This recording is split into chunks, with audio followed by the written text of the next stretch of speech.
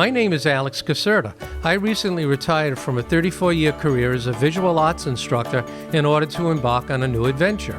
As a photographer, my goal is to reveal historical information while shedding new light on the people and places that sustain our rich cultural heritage. This is an opportunity for us to discover the farms, food, and flavors of our beautiful state. This is a time for us to explore the diverse wonders in our own backyard. This is Harvesting Rhode Island. I'm in Exeter, Rhode Island today with Laurie Roberts, and we are at Farming Turtles. So, Laurie, just one question. Is this where they do the turtle soup, or is there something else going on here? No turtle soup here. No turtle soup? No, Okay. absolutely no turtle soup Okay. here. No. Turtles are our mascots. All right. So we don't grow turtles. We don't farm turtles. What we grow is microgreens and baby greens and wheatgrass. Wheatgrass. We do. We grow everything we grow grows in 2 weeks, and in the winter maybe 3 weeks or less. Okay, so you grow year-round, Yeah. and I can see you have some large heaters over here, I'm assuming for the cool months. Yes, they also actually take a role of dehumidifying, Okay. so they have a dual function. Are you growing organically? Yes, we're certified organic. So the soil has to be organic and the seeds are hopefully organic if you can get good quality organic seeds. And then whatever food you feed them has to be organic, and you can't use the same kinds of pesticides and chemicals Right. that other growers will use Where do you get your seeds from? all over the world. All over. There are a lot of micro growers in the United States. That's a funny word, a lot. There aren't a real lot, but the microgreen industry probably started in '95. Okay. So there was that first wave, maybe there were like 2 or 3 growers. Then the second wave, God knows, maybe 100 growers. It's relatively new. Totally new. And now Yeah. there are a ton of growers. I mean, a lot of growers, but they're usually on a pretty small scale, or growers that do herbs or do sprouts start springing into microgreens, but it's a very new industry. Now, how long ago did you start this business? I started in 2006 and then moved here in 2008. So we started with baby greens, and then in 2008 we started with these microgreens. Microgreens. So you see this market growing in the future? Well, we're introducing things for the first time. I mean, a lot of people have never even heard of them. So I think a lot of what I always envisioned this company being was something that introduced microgreens to the supermarkets. So that's still like so new. So restaurants, fancy restaurants, they're very expensive, these things. Fancy restaurants use them, but very few stores even carry them now. So it's just now getting into the general consumer's palate, so to speak. Everybody in business has their own approach to selling. So when I started this business, I started with very few restaurants, but a few. But I went to distributors from the start. And you have a lot of workers here. We have about 25 now. 25 workers. That's unbelievable. Lots of people like Yeah. these things. How many plants? I don't even know if you can put a count. There must be how many per There's tray? thousands per tray. Per tray, thousands. And that's what makes microgreens so unique. Laurie, can you tell me what we're standing in front of here? Sure. This is bull's blood beet. Doesn't look anything like it'll look when it's older, but these are maybe a week old, and they're just thousands of little baby bull's blood beet plants, and every single one is a plant in itself and would grow into a beet plant by itself. But what we do is grow it for about 2 weeks in the summer, and then cut it once it turns all red. Okay. It's about another week, and then we cut them right above the dirt line, and people use them for garnishes or on sandwiches, but mostly it's garnishes. Besides the beet greens, what other type of greens do you grow? Oh, lots of different ones. We grow like 40 different kinds. 40. Yeah, at least. That's a big variety. Yeah, but they're all microgreens, you know. So right here, like that's amaranth right there. That's Genovese basil right over there. Cool. That's mustard right over there. I mean, that's a yellow beet. We have red cabbage, we have purple kohlrabi, we have early wonder beet, we have red Russian kale and arugula, and I mean, a lot of different varieties. And none of these really get large. They stay small. Yeah, it's all babies. All They're baby all growth? babies. Everything is babies, which is why they're so nutritious. You're getting all of the energy Okay. packed into one little plant. And so when you eat that one little plant, you're getting the entire nutrition of a plant in one bite, as opposed to like a leaf when you eat one Yep. leaf of a full-grown plant, which is why any baby plant like sprouts and microgreens are so nutritious. Okay, stronger flavors because they're small? Yes, which is the other reason people love the microgreens. More intensity. The intensity is Yeah. unbelievable. How do you get so many plants to grow? Do you put them in one at a time with a pair of tweezers? Or do you have a machine? You know what we used to do? We used to have a bag Yeah. and Daisy. And Daisy was our planter. And Daisy would know how to get it perfect, you know? But then if Daisy was in a bad mood or Daisy was sick, then we ended up with trays that were either way too heavy Oh, all right. or It's a way too science. light. Well, now we have a machine. Oh, you do have a So machine? yes, well, Okay. now this is a new industry, so it takes years for things to happen. So one of the first pieces of equipment that was designed was the seeding machine, because no other industry seeds like this. So somebody designed a machine. We were actually like the second one to buy it. Wow. They designed it up in Canada. Laurie, well, what's the process for harvesting these small plants? Well, what we do is when they're ready, which this is not, we'll put them on that rack like over there, and we'll wheel them into our drying room, and we'll let them sit there in the drying room for at least 4 hours, sometimes longer, depending on how wet the soil is, depending on the conditions outside. And that room is cool and very low humidity. And they will stay there until every ounce of moisture is off of these stems, which when they're bigger, see how close together they are? Yes, they're filling So in. It's very hard to get the moisture out. And that's where a good environment, like a greenhouse where there is a computer program, will allow you to control humidity. In the summer here, it's really tricky because it's so humid. Yeah. And you're never gonna get better than what you got outside.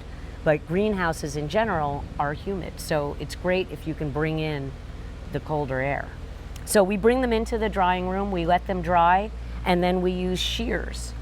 So they have not come up with, nobody's designed a really good cutting tool for these things yet. So some people use scissors, some people use knives. I've heard of different people using different cutting shears. One person's gotten a conveyor belt, but the truth is they're so Delicate, fragile yeah. that to me a conveyor belt is too fast. Too industrial. And if you really want quality, I feel you need to have a little more Take control. that extra time. But yeah, so it's different for different people. As the industry goes, you'll get more and more automated equipment. And they cut them into bins, and then they take the bins and put them in the cooler. And we store them in the cooler usually overnight. And then the next day we pack them. So what this does is allows everything to stay cool and dry, so there's no condensation once it goes into the containers. So there's no rotting of any type, no mildew, nothing like that growing in them. Well, no, and hopefully by being really dry, there won't be any for longer time. So we expect our micros to hold up absolutely fine for at least a week. And in the supermarket environment, it's a little trickier than in a regular restaurant, because a restaurant has a nice cold refrigerator, whereas the supermarket has those, areas that are not necessarily as refrigerated or as cold as they have in restaurants. Yeah. The shelf life on any produce is fantastic if it's dry. Terrible if it's wet.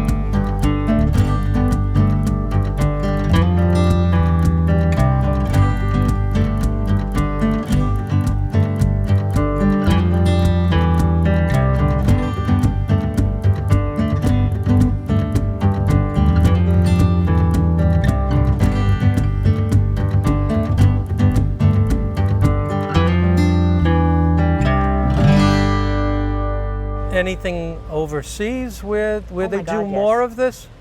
There are definitely companies in Europe doing this. There are companies all over the world now doing this. Yeah, they seem to be always ahead of us by maybe at one step sometimes. Well, most of this stuff all comes from Holland. I mean, if you want to Holland. learn about greenhouse growing, Yeah, that's what I hear. well, because they've been doing it a lot longer Yeah. and they're a lot more efficient. America has a lot to learn about greenhouse growing, but Holland has put a tremendous amount of energy into learning how to do it economically. And if you're going to grow in a greenhouse and make money at it, you have to do it efficiently. There is no way you can make it just doing it from the seat of your pants, so to There's speak. a lot of science that goes into There this. is a lot more than I would have thought. Yeah. Like the reason why you're in a tall building, and the humidity, being able to control humidity is not something you can do without a computer.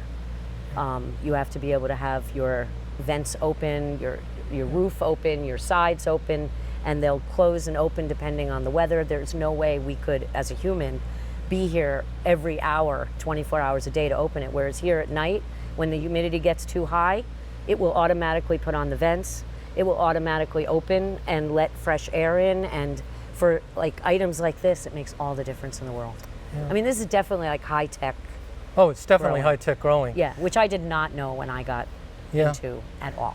Well, I mean, I've always thought the market is so open I mean, it's also. so right here. There's so many people who are really interested in local agriculture, but if you want to do it year round, then you need efficient. You need the ways to do it. technology. You do, and it's there. It's Yes. really there. It's just you need to learn from people, and it's not cheap. Would you encourage young people to, if they were going to go into farming, would you encourage them to take a look at micro growing? Absolutely, but I mean, it's to me, and everybody's different, but before you start growing, to me, you need to look at who you're going to be selling to. Yep. And you need to look at who is already selling to them, and are you going to do a better job? So you have to and do why. marketing. That's my own. I chose this industry because there was the market that was open in my mind. So I think everybody has to look at that. Now, that's not the way everybody does business, but that's how I came to do business. So, somebody else will come and say, oh, I think I can do this better than somebody else, but it's nice to know who is that somebody else before you just jump into it. So if somebody was in college, I'd say that agriculture is a fantastic industry to get into right now. But do your marketing homework and do your research on money and what you need to get going, because it's not easy to start it with nothing. Do you see yourself doing this for a number of years to come? Oh yeah. Yeah, I mean, until I retire. so you retire. Absolutely. And any family members that are involved with you over here? My niece came thinking she might want to be, but she's a city girl. The I city. grew up in a city, and my family are not farmers by any stretch. I don't consider myself a typical farmer either, but I'm definitely a farmer You're now. definitely a I am farmer. definitely a farmer. Without a doubt.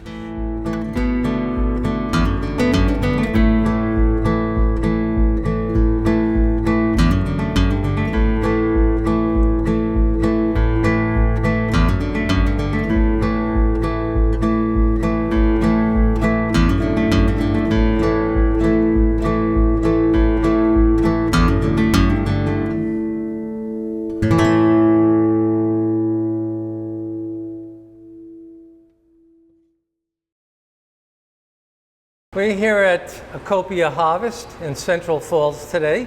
I'm here with Amith Alzate, who is an integral part of this organization. You have some activities that you work on that I find extremely interesting, and it would be great if you could share with the public what you're doing and how it ties in with Acopia Harvest. Okay. Well, we started this company, we started with hydroponics about 8 years ago. We had one of the first healthy fast food restaurants in Rhode Island, and to our knowledge in this part of the world. And as a result of that, we were looking for the freshest possible produce. As fate would have it, we met a gentleman by the name of Irving Backman. At the time, he was 83 years old. He's 90 now. And he had a similar vision to, provide the public with the freshest possible produce through hydroponics, ideally, and somehow bring it into schools. So through his vision and our own vision, here we are today. Now, you say that you're working in the 60 schools in the state here. Right. Can you tell me a little bit about that? Project Sprout, which is the program, uses this green machine technology here, which is our own patent and design. And what it does is it engages kids to really want to learn. It's a hands-on tool, working with STEM, science, technology, engineering, and math. We add to that. We add agriculture, biology, water, nutrition, sustainability, plumbing, electricity, and even finances.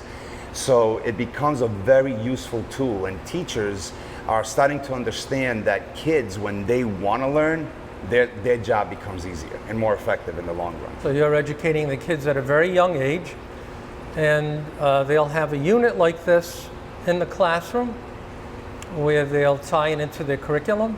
Exactly. Yeah, and Amy, in her background, she's been able to do just that. We have lesson programs that work with the teachers, and they can modify it for their purposes.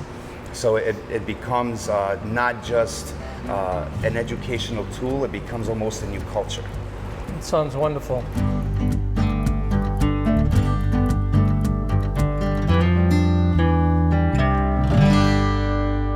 We're here at Acopia Harvest today. I'm with Amy Chauvin, and maybe you could tell me a little bit about the type of plants that you grow? Absolutely. So we started off growing greens and leafy greens in the very beginning. Lettuce, kale, basil, lemon basil, Swiss chard, things of that nature. And through one of our actual educational programs at Del Sesto Middle School, the students threw many seeds in, and they ended up growing these amazing, beautiful flowers. So fast forward, we've been doing tomato plants, different varieties of flowers, cilantro, parsley, sage. We have different breeds of African plants, different peppers, you name it, and we've been growing it. And I noticed you have 4 different levels that you can actually grow on. You're not using all of them yet, but you will be in the future? Absolutely. We plan on expanding and having this facility fully operational with plants all the way to the ceiling. We plan on obviously having it supply different restaurants, local chefs and whatnot. So you mentioned that you're with 60 different schools right now. Yep, 60 schools in 6 states, and then in South America we also have some additional schools. That's fantastic. Yeah. And maybe you could tell me a little bit about the units that you produce right here? Okay. And you actually build them here? Yes, we build them all right here in this facility. We have a workroom. The first ones were built here about 2.5 years ago. We have one that's a single level, one that's a double level. The single level is 32 plants. We can grow at one time. Double level is 64. They're compact, so they can fit in any house or classroom or even organization. We have them in some lunchrooms. The plants are the reservoirs are contained, so the water is basically below where the plants are. And it normally takes, for the greens and leafy greens, anywhere from about 2 weeks in germination, 10 to 14 days. That is when we seed the plants, and they get to just be about that big. And then we transfer them into the actual machine. In the machine, it normally takes about 30 to 45 days before we could do a full harvest. Okay, now if somebody wanted to purchase a unit or a kit, they would be able to do that through Acopia Harvest's website, and we can do it for home use. We can also do it for educational organizations, where we go and do a whole in-depth thing and presentation at the schools or organization. So you'll train the teachers on how to keep these things running. Absolutely. And you do curriculum work also? Yep, we have a K through 5 lesson plan. We are working on one for older kids and adults. We also have a reference guide for the actual green machine, so it's an easy how-to. The teachers don't need to completely follow it, but it's a guide for them to use if they don't really know what they're doing. Of course, these units come with all the lighting and everything, so all you have to do is really plug it in. Yep, plug it in. We have a handbook with guides of how to germinate, how to operate the machine, how to harvest, how to clean the machine. Basically, all of the how-tos is covered. And then in the certain schools and organizations, we go in for an hour tutorial. Amy, can you explain what hydroponics is? All right, so what hydroponics is, it's growing plants and vegetables in water without using soils, and we actually add nutrients to the water. So each one of these, it's in a grow medium, sort of like a sponge. When I squeeze, the water just comes out. Yep. And then these are the roots, and it's in a little black basket just to hold it up. Okay. So it's basically feeding from the roots and the nutrients inside. And then we give it artificial lights. The lights go off for a certain amount of time at night, and then they go back on. And same thing with the pumps as well. So this is daylight, I'm assuming? It basically equates to daylight, correct? Equates to daylight. Okay, so what do we have growing right here? Right here we have growing lettuce, let's see, some peppers, some basil right here, a different variety of kale, and some starters of some basil down here. Okay, and you have a root system to each of these? We absolutely do. What does that look like? Kate, do you want to come bring the root? I'll bring the one in the green machine, and this is actually a root system from our commercial hydroponics right here. So this is great for education purposes because normally we can't see the roots when they're in the soil. They're quite lengthy. Absolutely. We've had roots that big. Really? Mm-hmm. Now, how long will it actually take to mature the plant? How many weeks? Depending on the type of plant, like the lettuce takes about six to 7 weeks, depending on the type of lettuce. Basil, 5 to 6 weeks, and then you can continuously harvest the basil probably 5 to 6 times before the plant just gets too old. And then other types of plants take a lot longer. Okay, maybe you could explain a little bit about the machine itself. All right, so the green machine was designed to be able to fit into a classroom easily for teachers and students to be able to have a great hands-on application to hit on topics such as STEM, science, technology, engineering, math, along with nutrition, healthy eating, plumbing, business, and all those sorts of subjects. The actual green machine, this model is 64 plants. We can grow them in the classroom year-round or up until the summer season. Each one of the plants we could do starter tomato plants in this entire system. If they had an outdoor garden, then they could easily just get transplanted into the outdoor garden. Okay, because of the root system being established. Yep. And it would go right into the soil beautifully depending on the time of year. That sounds great. I'm in the growing room with Kate and Jackie right now, and you can see that we have stuff growing all around us. Kate, what do we have right here? So right here we have our lemon balm. It grows like a weed in our units, it does really well. We have some zinnias growing.